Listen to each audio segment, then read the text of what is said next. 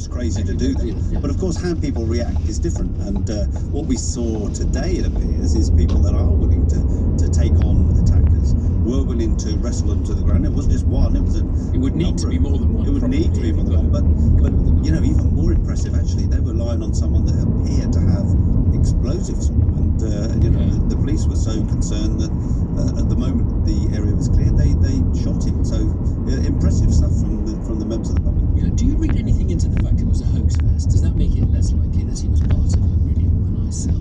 Well, it certainly would suggest that it's not overly organised. What we do know is there are a number of people that have come back from Syria now that do pose a big threat to us. But this person didn't have explosives, and explosives aren't that easy to make. You can do it, but it's not that easy.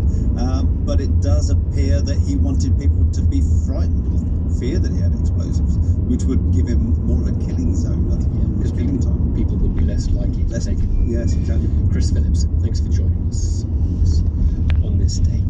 Right, we're getting to the end of the programme. Let's get some weather. Thomas Shavnack is here.